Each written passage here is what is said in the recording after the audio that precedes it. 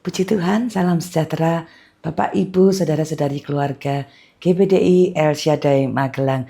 Kita bertemu kembali dalam Renungan 79. Resilient, saya tangguh dalam Tuhan. Puji Tuhan, hari ini kita percaya kemurahan Tuhan ada dalam kehidupan kita. Bapak, Ibu, mari kita akan bersama lagi merenungkan firman Tuhan.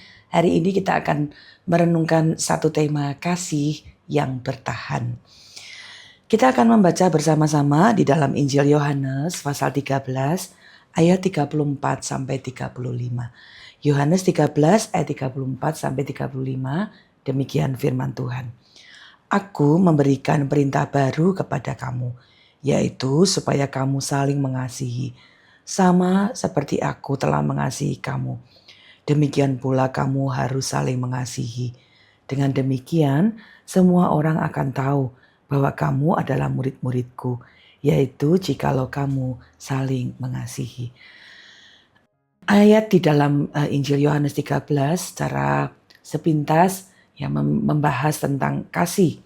Dan ini adalah satu tema yang kita dapat terus ingat sebagai kita murid-murid Tuhan, ya, hal-hal yang kita harus perhatikan dalam hidup kita.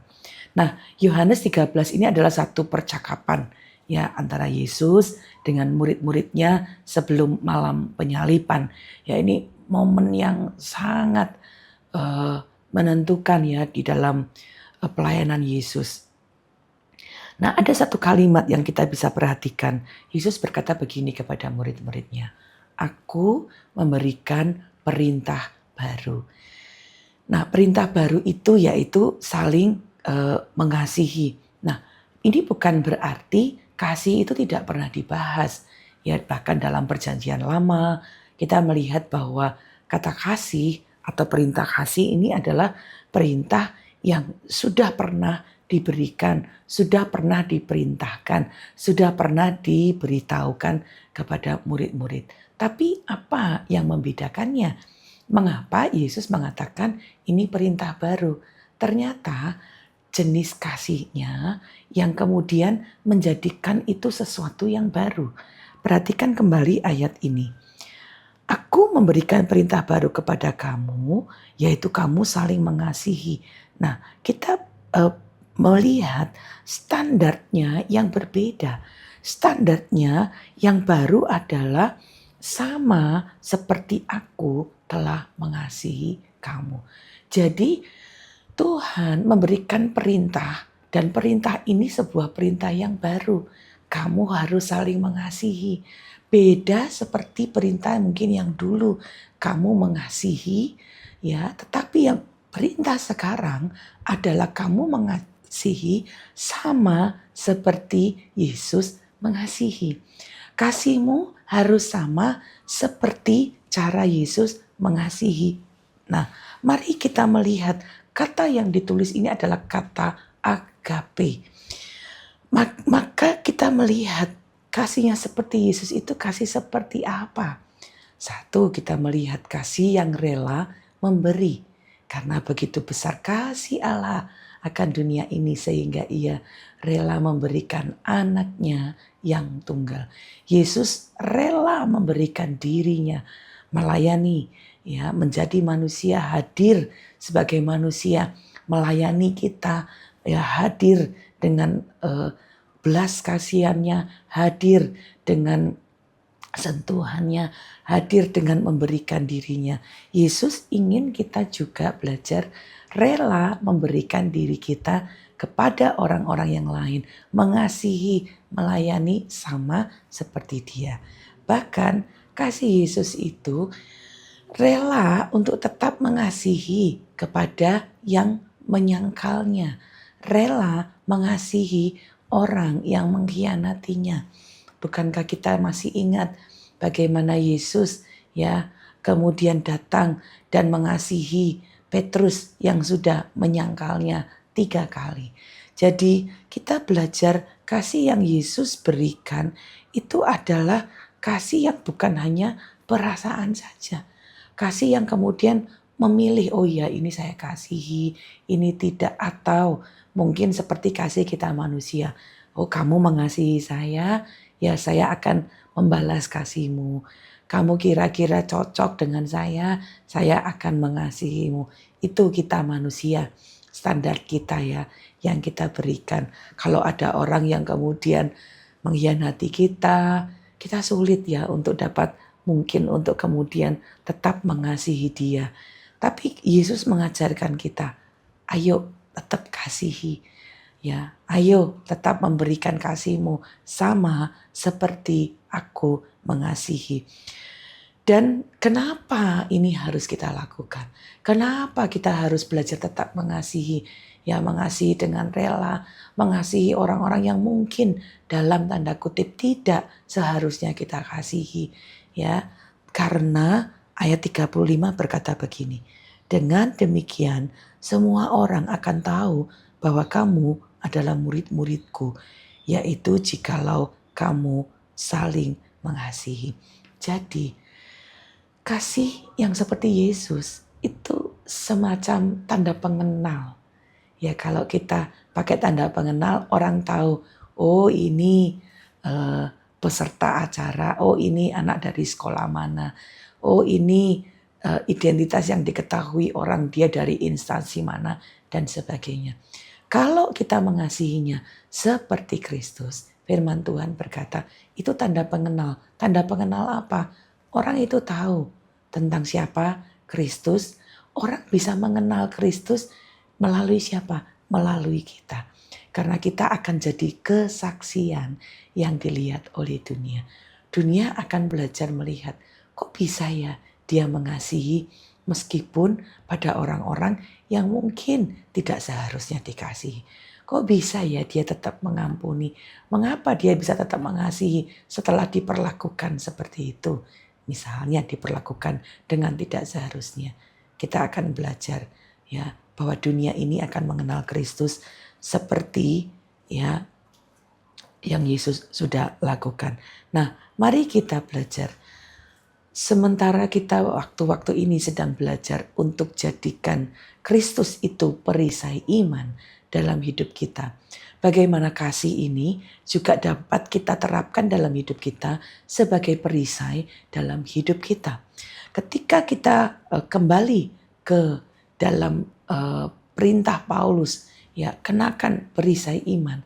Mari kita belajar gunakan kasih ini jadi perisai dalam hidup kita. Bagaimana caranya menggunakannya? Kalau kita menggunakan kasih Kristus dalam Galatia 6 ayat 2, kasih Kristus itu menolong kita tidak memperhatikan kepentingan diri kita saja. Oleh sebab itu saya bacakan Galatia 6 ayat 2. Bertolong-tolonganlah menanggung bebanmu, demikianlah kamu memenuhi hukum Kristus. Kalau kita saling mengasihi, saling menanggung beban, bertolong-tolongan sebagai anak Tuhan. Mungkin kita punya kelebihan, kita menolong rekan-rekan kita, sesama kita yang membutuhkan.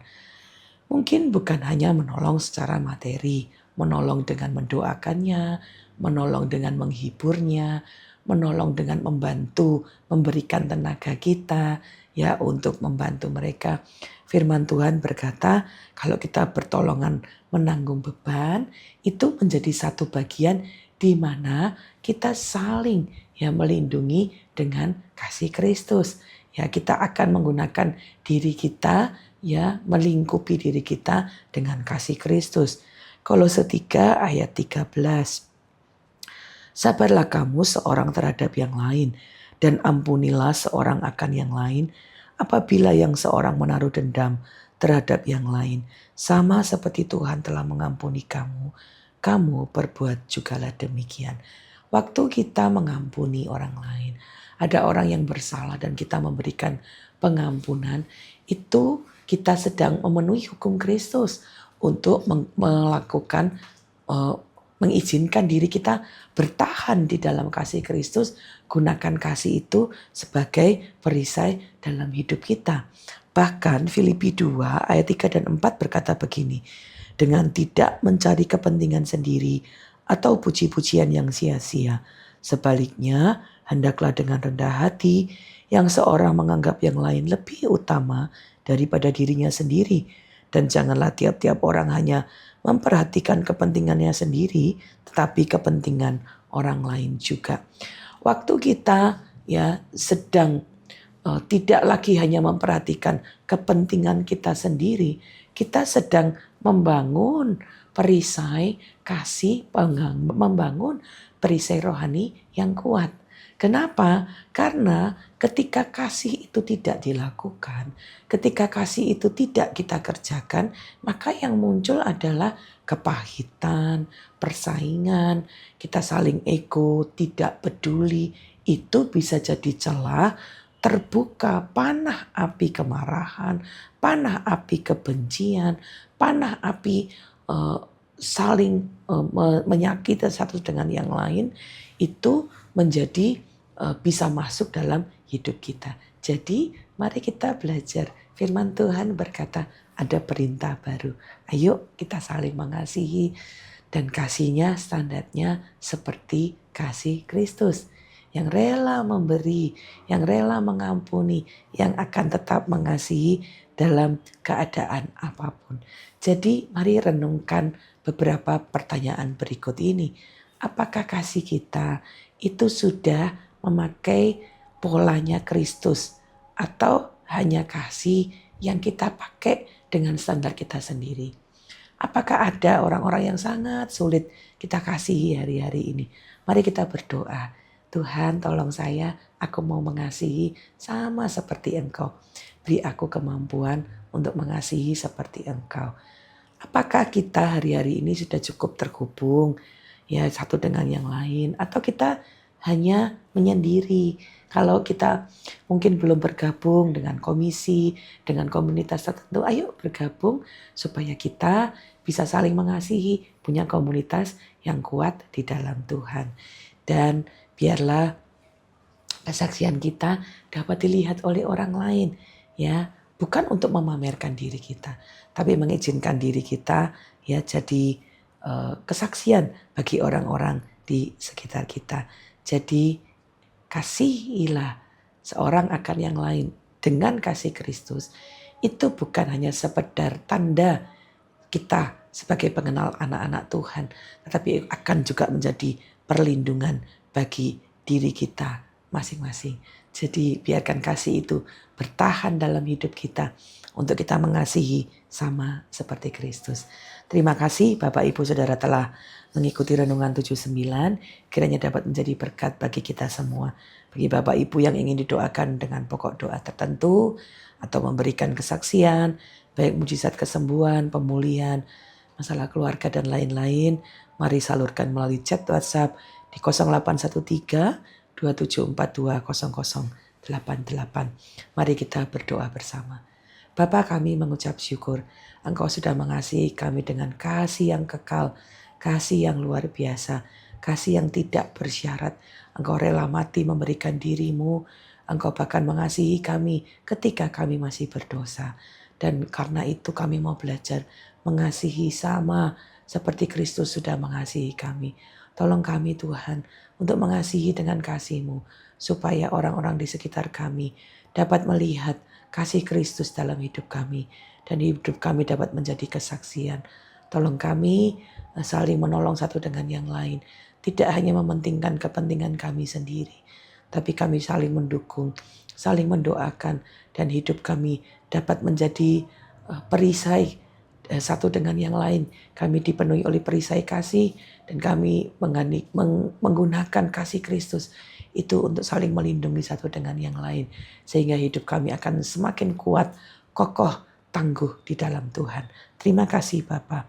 Di dalam Engkau ya Allah, seluruh keluarga GBDI El Shaddai Magelang juga turut dibangun menjadi tempat kediaman-Mu ya Allah di dalam roh. Terima kasih Bapa. Mengucap syukur di dalam nama Tuhan Yesus Kristus. Haleluya. Amin.